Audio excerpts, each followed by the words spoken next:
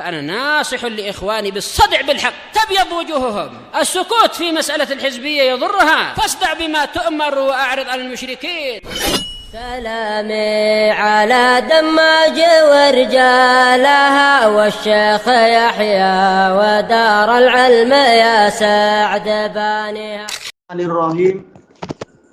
Qala al-Imam an-Nawawi rahimahullahu taala al-hadisus situn ba'dal alaf 1060 wa an Abi Lubabah Bashir ibni Abdul Mundhir radhiyallahu an. Ini sahabat kalau tidak salah yang menyebabkan turunnya salah satu dari ayat At-Taubah, dan beliau jujur sahabat ini ketika mengetahui dirinya keliru langsung beliau bertaubat dan mengharapkan adanya keputusan dari Allah Ta'ala. Turunlah salah satu dari ayat At-Taubah. Anna Nabiyya sallallahu alaihi wasallam qala man lam yataghanna bil Qur'an falaisa minna. Barang siapa tidak melakukan Al-Qur'an, yaitu membaca Quran dengan suara yang indah, maka dia bukan termasuk dari golongan kami. Rawahu Abu Dawud bi isnadin jayyid. Makna yataghanna ay yuhassinu sautahu bil Quran, memperbagus suaranya dengan bacaan Quran, membaca Quran dengan suara yang bagus. Disebutkan oleh Syekhuna Abu Amr hafizahullah, kesimpulannya hadisnya sahih, diriwayatkan oleh Abu Dawud dengan sanad yang hasan. Kemudian beliau menyebutkan pembahasan takhrijnya panjang lebar, ada perselisihan panjang lebar tentang masalah sanad tersebut. Tapi kesimpulannya adalah hadis ini sahih dari Sa'ad bin Abi Waqqas. Baik. Sebagaimana disahihkan oleh Syekh Muqbil di dalam As-Sahihul Musnad, bahwasanya yang betul sahihnya adalah dari Sa'ad bin Abi Waqqas, bukan dari Abi Lubabah. Soalnya kalau yang dari Abi Lubabah memang sanadnya diselisihi oleh para rawi yang lebih kuat. Jadi yang betul adalah bukan Abu Lubabah tapi Sa'ad bin Abi Waqqas.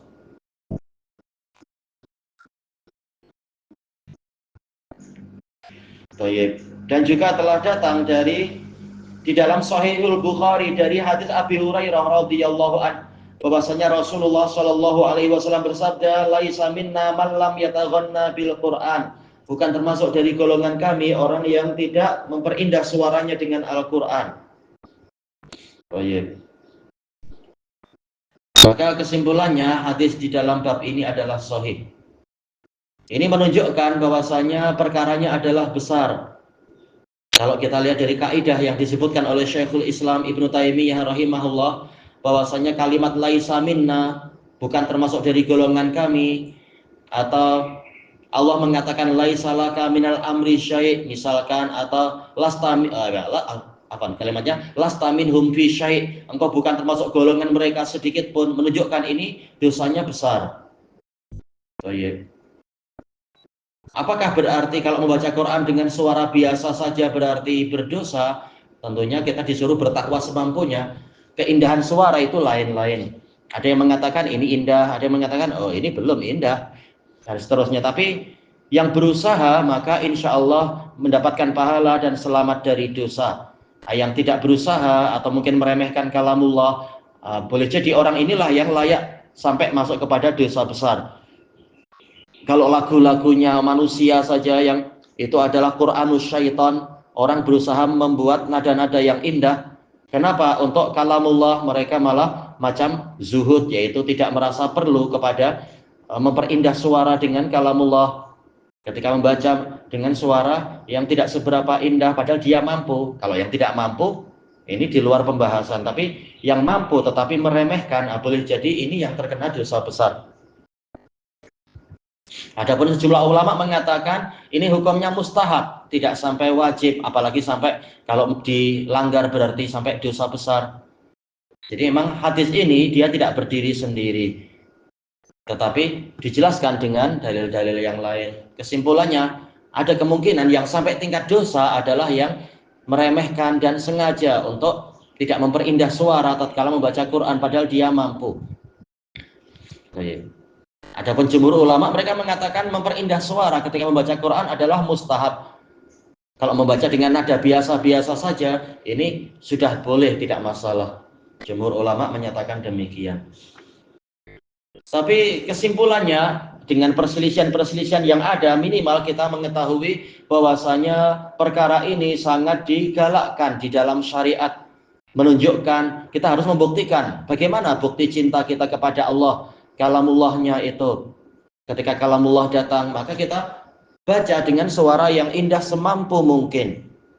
Kita tahu, kita membaca, ada makhluk-makhluk yang senang mendengar bacaan itu, yaitu para malaikat. Apakah rela kita memburukkan suara kita di hadapan para malaikat? Sementara kalau menyanyi malah memperindah suara di hadapan sesama manusia. Tentunya ini bukan gambaran cinta yang benar. Sekarang kita masuk ke hadis berikutnya. Al-hadisul hadi wasitun ba'dal alaf. 1061. Wa an ibni Mas'udin radhiyallahu anhu qala lin nabiyyu sallallahu alaihi wasallam. Nabi sallallahu alaihi wasallam bersabda kepadaku, "Iqra' alayya al-Qur'an." Bacakan Quran kepadaku. Ini kata para muhaddisin, ini menjadi dalil tentang ardul Quran ala syaikh, membaca Quran di hadapan guru. Ini bagian dari riwayat, walaupun jelas Quran itu datang dari Allah kepada Rasulnya, Rasul yang berhak membacakan kepada para sahabat.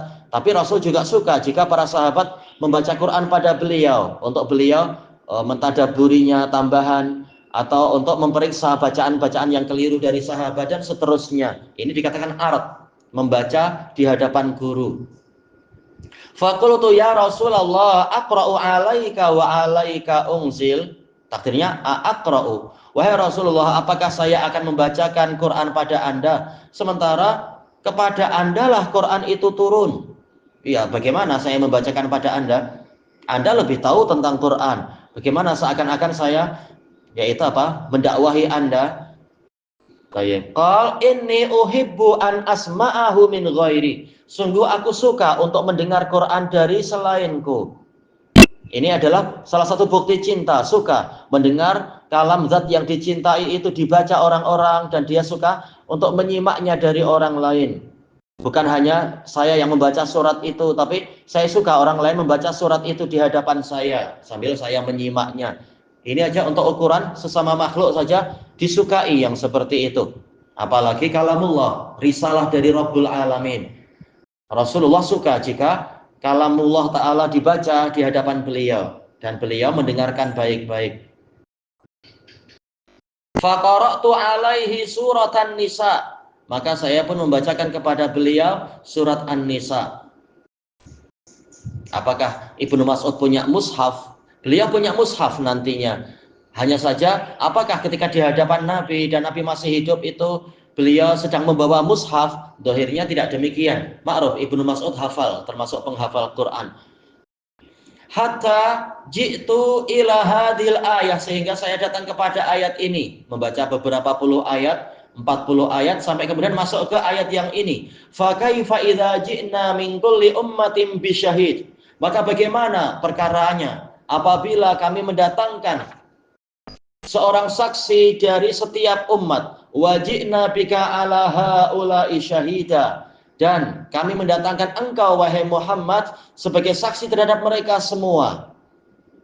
Yaitu dijelaskan oleh para mufassirin, yaitu perkaranya sangat besar, sangat menakutkan. Setiap umat ada saksi, tapi Allah Ta'ala menjadikan posisi ini sebagai posisi kemuliaan untuk nabinya, sebagai apa? Saksi terhadap alam semesta. Jelas para saksi adalah orang-orang yang dimuliakan di hari kiamat.